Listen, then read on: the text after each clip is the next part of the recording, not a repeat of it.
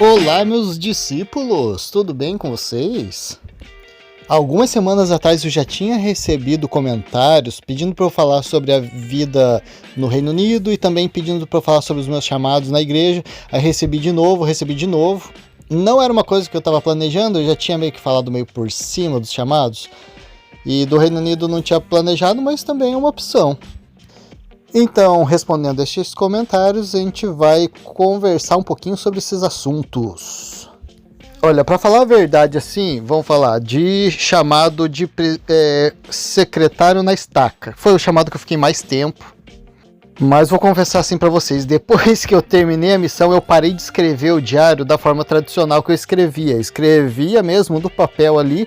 Eu tenho, olha, eu não sei, acho que uns 10, 12 livros de diário, cadernos de diário.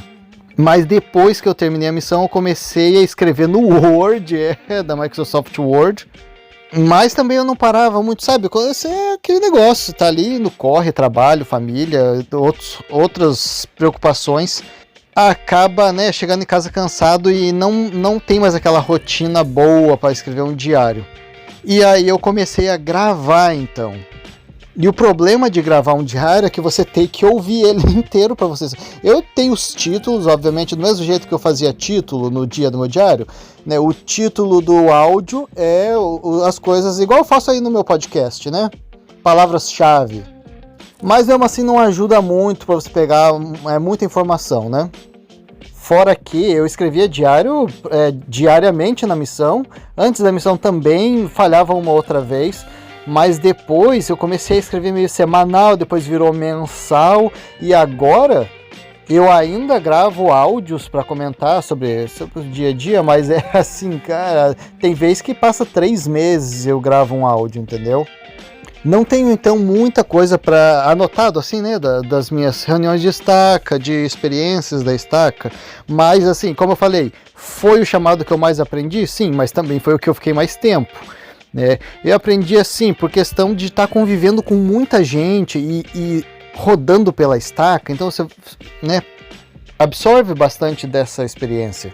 Agora sim, né, eu vou falar sobre o meu presidente de estaca que trabalhou comigo, porque eu vejo muita gente assim revoltada, chateado com o seu presidente de estaca, com a sua liderança, e assim não é o meu caso. Não tirando a razão, né, que as pessoas têm. Muitas vezes são justas, né? Muitas vezes pode ter líder sim, né, que não ajuda. Mas não foi o meu caso, tá? Então, como eu falei ali na missão, tinha um presidente de estaca lá, meio GH, entendeu? Ali, né, querendo, enfim, passar dos limites dele. Foi a minha única experiência desagradável com o presidente de estaca. Na minha juventude não tinha muito contato com o presidente de estaca, mas também não ouvia muito mal dele. Meu pai era conselheiro do presidente de estaca, então também, né, não via nada de ruim. E assim, a pessoa que fica assim na dúvida, o pessoal fica lá na reunião de estaca falando mal, planejando, né? Não tinha nada disso, a gente ia resolvendo o BO. Planejando reuniões, atividades, então assim, fala assim, vamos falar sobre seu período na estaca, assim, é como qualquer reunião, assim, aquela coisa assim, de meio chata, entendeu? Não vai ter nada para eu chegar e gravar uma coisa, como foi a minha missão. Até porque os principais casos, vamos dizer assim, aconteceu alguma coisa muito grave com um membro, o membro cometeu algum delito assim muito grave, o que acontecia? O presidente de estaca falava, secretários podem se retirar, a gente chama vocês de volta. A gente ia para a secretaria, o presidente e os conselheiros conversavam, quando eles terminavam de resolver aquele assunto, chamavam a gente de volta. Tá? Então assim, tinha membro na minha unidade que eu lembro que assim, era de boa comigo, tranquilo, de repente marcou algumas entrevistas na estaca e ficou assim bem arisco comigo, assim, como se eu soubesse de alguma coisa, tá? Então assim, eu não vou dizer por todas as presidências de estaca, todo mundo segue essa ética, não vou dizer, mas é o que a norma disse e é o que acontecia pelo menos nesses 10, 11 anos que eu participei na presidência de estaca, acontecia assim, né? Não é para o secretário estar ciente de informações, quanto menos gente que não vai estar ajudando souber, melhor. Então essa presidência de estaca que eu participei seguia. Porque se tem coisa desagradável, não é assim você cometer um erro, você vai lá no teu líder querendo corrigir aquele erro, você vai lá confessar, você tá disposto a fazer o certo, daí de repente, né, tá todo mundo sabendo, daí vira aquele negócio, clima desagradável, né, então não é legal isso, né. Bom, quando a gente citava, né, o indivíduo na nossa entrevista é quando era de domínio público, sabe, assim, a revolta do presidente, o presidente, assim, ele gostava das coisas bem certas, então, assim, quando acontecia alguma coisa que não tava legal e, assim, não tava no domínio dele de resolver, ele ficava chateado, ele comentava com a gente. Por exemplo, teve um assassinato numa estaca que era do nosso lado, uma unidade que era vizinha da nossa estaca. Era assim de pessoa proeminente da igreja. Um jovem matou o outro. Isso aí ficou super conhecido. Qualquer um que é de Curitiba sabe de quem eu tô falando. A presidência daquela estaca não foi tomar muita, né, deixou pra polícia resolver esse negócio. E o presidente da minha estaca ficou bem revoltado com a situação. Falou, não concordo, isso aqui tinha que, né, passar por conselho, isso aqui não tá certo. E aquela unidade pulou pra nossa estaca, num realinhamento ali de estaca. Então aí o presidente ia tomar uma providência sobre esse assunto, aquela família se mudou para São Paulo. Aí quando foi localizada a ficha e o presidente da minha estaca ia tomar uma providência sobre isso, daí essa família mudou para os Estados Unidos. Não que seja por isso, né, mas é assim, sabe, isso deixou o presidente da estaca bem chateado, né, ver assim uma coisa errada acontecendo e às vezes, né, um ou outro líder acabar passando o pano, né, por conta de nome. Ou o presidente também ficava chateado assim, vai mandar alguém, um rapaz, uma moça para missão. O presidente sabe que tem coisa errada, né, e a pessoa fala que não tem nada e daí vai para missão. O presidente ficava chateado. Ou caso de missionário assim, que não tem condição assim, estrutural ou psicológica para ir para a missão e estava sendo mandado. Ou digamos assim, sabe, só foi reativado. Tive muito companheiro assim, né? Quem escutou sabe. Então assim, esse tipo de gente, o meu presidente não queria mandar para a missão, mas não estava muito na alçada dele negar se a pessoa está dizendo que está tudo certo, se os pais querem mandar para a missão. Então assim, eu via muita boa vontade nesse presidente da estaca, sabe? Então assim, se vocês tiveram experiências ruins com liderança, eu fico chateado porque assim, eu sei que isso existe, mas felizmente assim, eu não tive muita experiência ruim com isso não, tá? Bispado, a mesma coisa. Como citei para vocês, né, nesses 30 anos de membro da igreja, tive bastante chamados, assim, se eu fosse elencar os que eu mais gostei, foram de professor do seminário e professor dos membros novos. Assim, eu nunca fui professor nos membros antigos, doutrina do evangelho, mas de ser, né, um participante das aulas, o que eu não gostava era assim, tinha bastante membro brigando, né, no meio da aula, e isso assim não é legal, né? O professor ensina um negócio, daí um membro não concordo, daí o outro já bate a boca, depois vira um negócio meio ruim, e assim, era generalizado, tá? Assim, quando eu ia em outras unidades era a mesma coisa, então assim, pra mim pareceu que é um negócio que acontece meio que em todo lugar. E é chato, sabe, para um professor, você tá ali querendo ensinar um negócio e assim, o pessoal tá naquela defensiva, ou tá procurando uma coisa ruim. Mas quando eu dei aula para os membros novos, nunca vi isso acontecer, sabe? O pessoal tá ali, interessado, é tudo coisa nova, o pessoal tá querendo aprender, então assim, é legal você tá dando aula pro pessoal assim, o pessoal geralmente vai interagir, fazer uma pergunta ou contar uma experiência, não é para indagar, questionar, e não que questionar, né, seja uma coisa ruim, mas assim, o clima que você faz isso, né, e o momento que você faz isso também. Eu, particularmente, né, não que isso seja uma regra da igreja, mas eu, particularmente, sempre preferi assim, alguém falou uma coisa errada, e eu sei que está errada, e aquilo tem que ser corrigido. Eu terminou a aula, eu vou chegar naquela pessoa e falar, né, só um negócio aqui, você comentou tal coisa, e é assim, assado, eu vou te mostrar aqui, entendeu? Assim, sabe, sem alarde, sem clima ruim, eu gosto de fazer assim.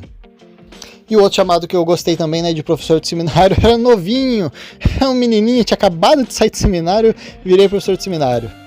Antes da minha missão, tava ali com uns 18 anos, e assim, eu fazia a minha aula super interativa, super, né, dinâmica, e o pessoal gostava e eu gostava deles também. Eu tinha até pouco tempo atrás, assim, vindo pro Reino Unido, eu tive que me desfazer de muita coisa, mas eu tinha uma bola de basquete que eles me deram, que a gente falou alguma coisa, sabe? Você pega uma aula, de repente você enfia um basquete no meio, não tem nada a ver com basquete, era Novo Testamento que eu fui professor. E daí o pessoal pegou aquela bola de basquete e levou no meu aniversário. E escreveram um monte de parabéns, todo mundo escreveu. Então eu tinha essa bola guardada até agora, antes de vir pro Reino Unido. E eu lembro de bastante coisa interessante, assim, dessa época. Por exemplo, eu fui dar aula sobre o Sermão da Montanha. E daí o que eu fiz? Eu peguei o pessoal, tirei da sala, levei eles lá para trás da capela, que tem uma escada de saída de emergência. E daí eu botei todo mundo sentado na escada, como se fosse a montanha, entendeu? E eu ali embaixo ensinando eles. Um negócio diferente, entendeu? Eu não precisei fazer nada demais, sabe? Não teve gasto nenhum, foi só tirar eles da sala e botar lá naquela escada, sabe? E assim, um negócio assim que, sabe, o pessoal curte, é legal, é bacana. Teve um episódio que a gente tava fazendo a leitura, vamos lá, fulano, lê tal escritura. Daí tinha lá da ovelha perdida, e a escritura falava alguma coisa tipo assim, e o pastor foi achar lá.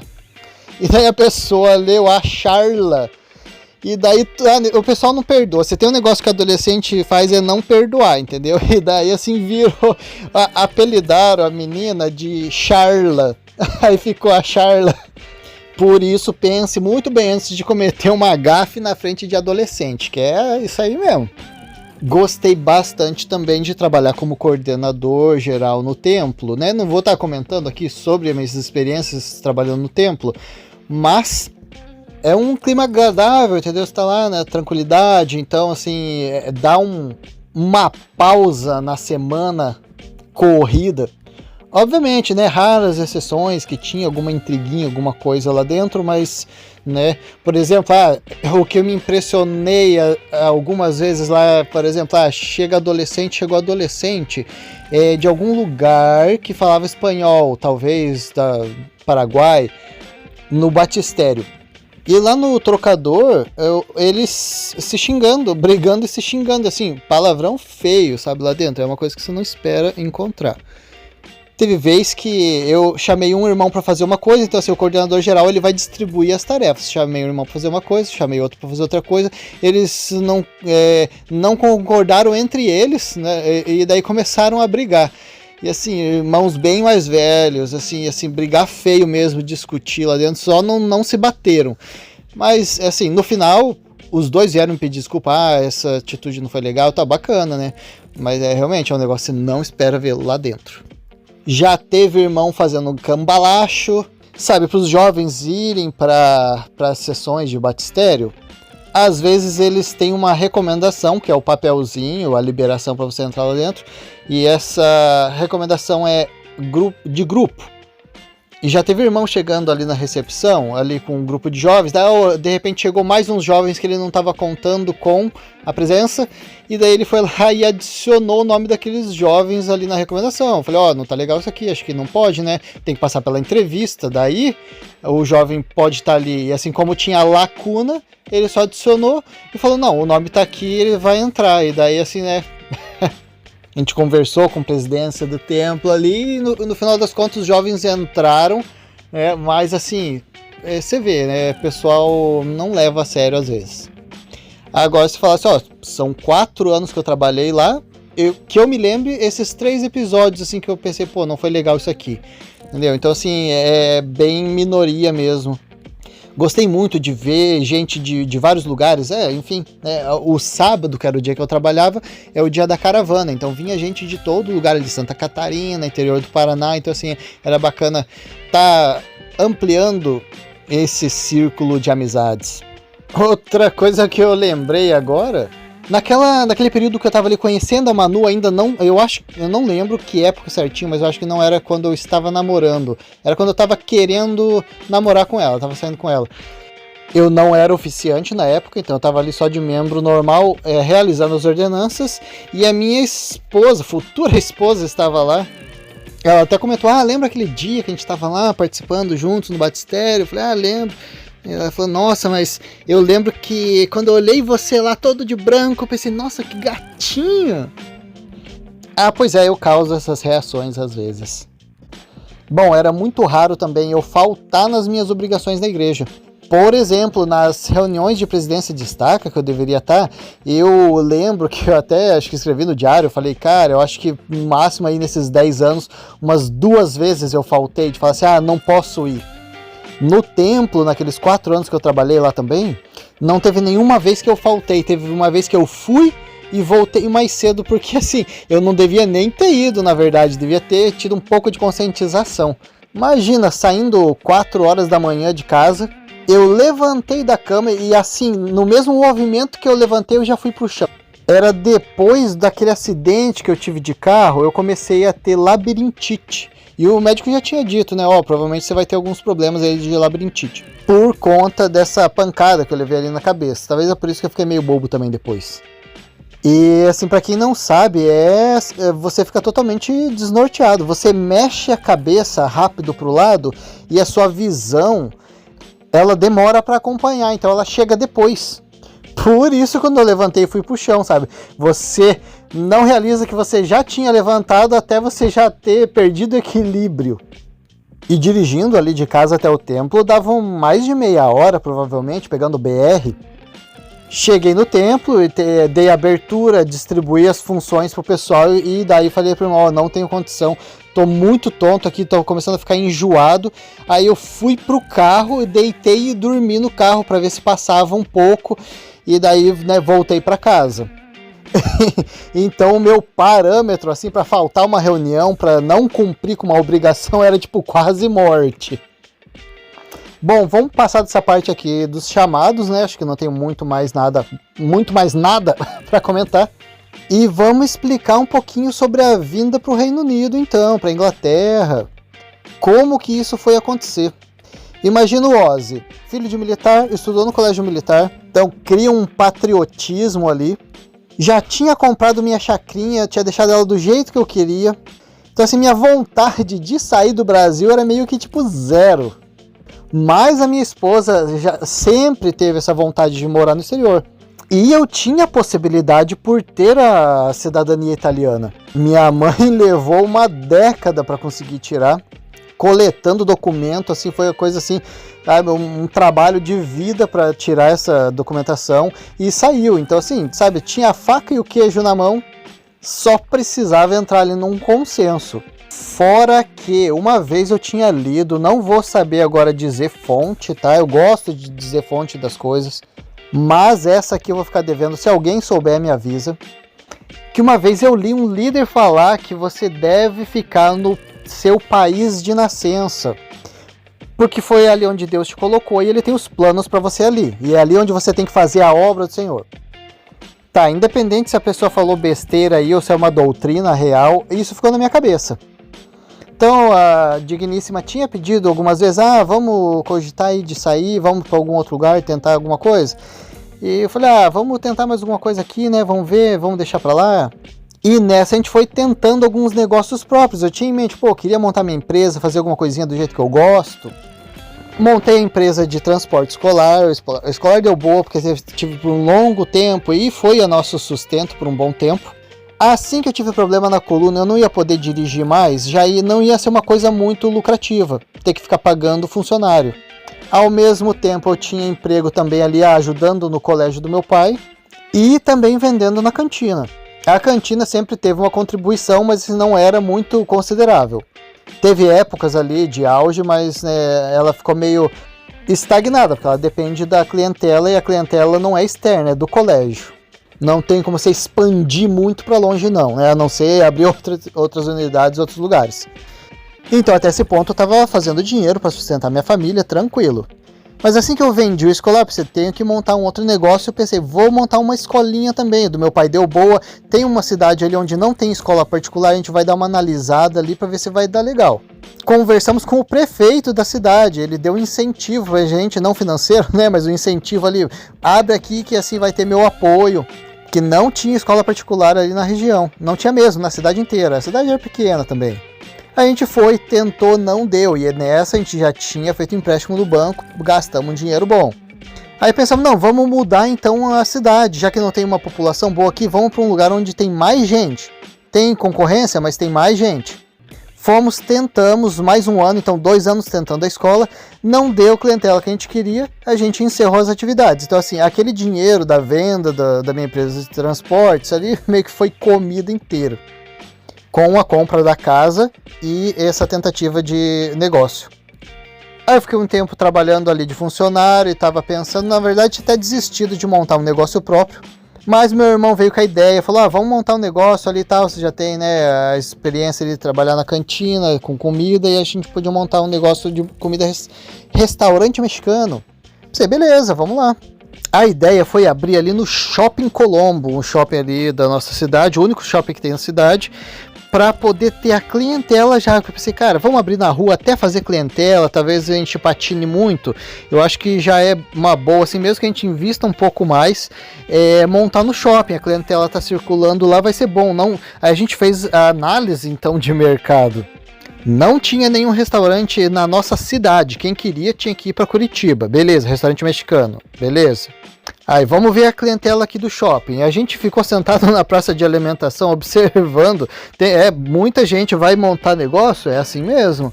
Você fica observando o movimento. Então, restaurante tal. Entrou tantos clientes no horário de pico do almoço, no pico da noite, no total do dia teve tanto, a gente faz uma estimativa de quanto aquela pessoa arrecadou e se paga as contas. Beleza, a gente fez as estimativas, legal, tá parecendo bacana, tem mercado para todo mundo aqui, vai dar boa. Aí o shopping resolveu fazer uma reforma. Eles investiram milhões na reforma e eles deixaram a praça de alimentação fechada por 6 meses. Então nessa a gente já estava, acredito, 1 ano ali montando a ideia, montando as coisas, que era aquilo, monta arte, cria logo, contratamos um cozinheiro, um chefe especialista de comida mexicana para montar o nosso menu e o manual de operações ali de cada prato que a gente ia fazer. Cada caixinha, cada guardanapo, tem uma arte, beleza, a gente mandou para uma empresa criar essa arte, depois, para a gente imprimir, precisa fazer pelo menos, 10 mil unidades desse, 5 mil unidades desse, fizemos, então foi um investimento bem grande, mas assim, ficou bem bacana, a gente queria um negócio bacana. Reabriu o shopping, a praça de alimentação, e a clientela não veio, tá? Dispersou com esse encerramento ali para as obras e não voltou. E assim, todo mundo começou a reclamar, todo mundo começou a perder, né? Assim, fecha a loja aqui, fecha a loja ali. E eu pensei, eu tinha em mente, não vou fechar um negócio antes de pelo menos tentar 1 ano ali, sabe? De fazer todas as tentativas. E nessa a gente começou, né? A tentar, e esperamos, não, vai vir 13º agora, vai vir Natal, Ano Novo, o pessoal vai gastar. A gente foi tentando, assim, manobras, né? Faz um outdoor, faz uma propaganda aqui, outra ali, panfletagem. E não deu, assim, fechou uma loja aqui, fechou o nosso vizinho, fechou outra loja, a pessoa, cara, vamos segurar, talvez a clientela daquele vai ser distribuída entre os outros restaurantes, e não foi, sabe, não aconteceu. Fechou muita loja antes da gente, fechou muita loja depois da gente, e assim, o aluguel do shopping é muito caro, então assim, tem o aluguel e tem o condomínio, e assim, isso encareceu demais, sabe, se não fosse isso, podia ter ido mais longe, podia ter dado certo. Mas não vem ao caso, assim, esse restaurante mexicano foi, assim, de longe o melhor negócio que eu montei, por mais que foi o que durou menos, e assim, foi o mais prejudicial financeiramente, mas assim, ficou mais organizado, mais bonito, foi o mais, assim, profissional, né, o escolar foi o que eu levei por mais tempo, né, mas é aquilo, né, ele não, é você pegar e dirigir, monta sua empresa, cria sua cartela de cliente e dirige, basicamente isso. E então a gente vendeu o que deu para vender, né, do negócio. E eu tive que vender também o que eu tinha, que era o meu carro, para poder pagar os funcionários que ficou, né? E pagar o restante das dívidas para sair dali sem estar devendo nada, sair bonitinho, né? E o meu combinado com a minha esposa já tinha sido isso. Então assim, essa tentativa do restaurante vai ser a última. Deu certo, a gente fica no Brasil. Não deu certo, a gente sai. Então eu já tinha um combinado e eu ia cumprir com esse combinado. Então foi isso, foi assim que a gente decidiu vir para a Inglaterra. Tá, foi o único fator? Não foi, tá? Teve outros fatores de violência e falta de segurança no Brasil. Por exemplo, meus irmãos já foram muito assaltados, sabe? Ônibus, perderam muito celular, sabe? Isso aí você pode perder a vida também. Muita ameaça de roubo, muita tentativa de roubo. Por exemplo, quando as meninas eram bebezinhas ainda, recém-nascida, a gente é recém-casado também, uns bandidos estavam fugindo da polícia e eles estavam pulando de muro em muro, eles pularam no muro da nossa casa e tentaram abrir a nossa porta e deram um chute tentando abrir, aí a polícia alcançou eles e começou uma troca de tiro ali. A gente desesperado, né, falei pra mulher, sai da cama, deita no chão, e a gente, né, não tinha defesa nenhuma, era aquilo, se os caras entrassem e quisessem usar a gente como refém, ou aconteceu o tiroteio dentro da nossa casa, não tinha nada que fizesse. Felizmente a porta tinha tranca no meio, em cima e embaixo. E os caras trocaram tiro ali e depois pularam o muro de volta e sumiram. Mas isso foi um choque pra gente, não foi só essa situação, já teve muita situação de entrando na casa, depredando, roubando coisas, então assim, bem chato. Então você tá ali, tem a cidadania, eu já tinha parente morando, meu irmão veio pra Inglaterra antes, né? Então assim, ele pulou fora do nosso negócio do restaurante antes, ele falou, ó, vou ir pra Inglaterra, beleza? Eu falei, vai lá, filho. Já tinha vindo pra Inglaterra porque meu tio, o irmão da minha mãe, já estava na Inglaterra morando há séculos. Sim, meu tio tem 259 anos de idade.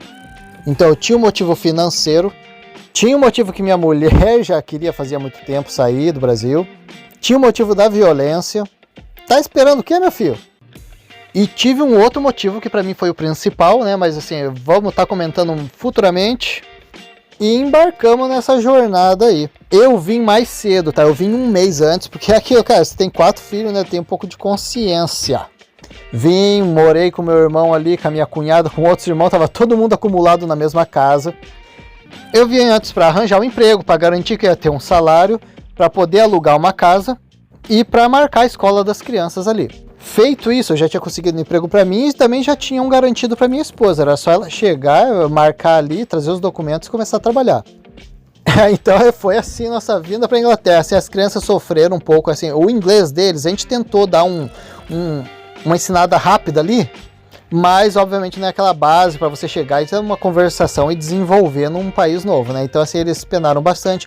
Uma grande ajuda que teve, tinha uma professora de espanhol na escola deles, então assim, eles não entendiam nada na escola, então eles usavam muito essa professora de espanhol para poder explicar para eles o que estava acontecendo. E assim, para quem quer saber, olha, as crianças, os meus, eles vieram com 8, 6 e 3 anos de idade. Eles levaram uns 6 meses para poder estar ali assim, levando de boa, conseguindo se comunicar com os amiguinhos, fazendo amizade e conseguindo entender assim, o que está acontecendo em sala de aula. Antes disso era aquilo, cara, eles falavam oi, tchau, obrigado, e chegavam em casa chateados, que não estavam entendendo nada, enfim, estavam com saudade dos amigos. E assim, nem foi uma época ruim, porque assim, entra na adolescência, vixe, para poder ter essa mudança é bem drástica na vida.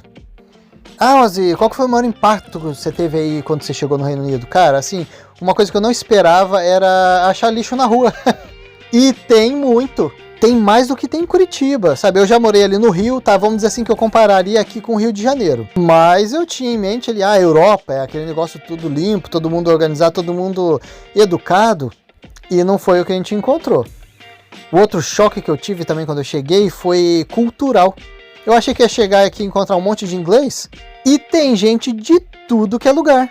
Então, como a Inglaterra colonizou ali Paquistão, Índia e outros lugares, esses países foram abertos para as pessoas migrarem para cá também. Então, assim, tem muita gente do Paquistão e de Índia, principalmente, mas tem da Europa inteira. A Europa, uns 10, 20 anos atrás, estava legal, sabe, economicamente. França, Itália, Espanha, Portugal, estava bacana. Mas, de um tempo para cá, vamos dizer assim, uns 8 anos para cá, a Europa deu uma queda e a Inglaterra estava mais em alta. Então, assim, migrou muita gente também. Itália, Espanha, todos os lugares para cá. Que foi quando meu tio veio, tá? Meu tio, ele saiu do Brasil, foi para a Itália, tava lá, não tava dando muito boa, pulou para a Inglaterra e ficou, tá até hoje aqui. Então, por exemplo, olha, vamos tentar lembrar aqui, no meu trabalho eu encontrei gente, só no mesmo lugar, no meu trabalho ali tinha gente da Espanha, Portugal, Paquistão, Índia, Hungria, Rússia, Látvia, Romênia, Moldova, Espanha, não lembro se eu falei, Ilhas Maurícias, Brasil, Itália, República Tcheca, Polônia, Ucrânia, tinha gente da Rússia e da Ucrânia no mesmo lugar. É capaz de eu ter esquecido o lugar aí, mas vamos deixar pra lá. O que você mais encontra, obviamente, é Paquistão, Índia e Polônia. Polônia. Portugal tem bastante também. Bulgária, mais um país aí.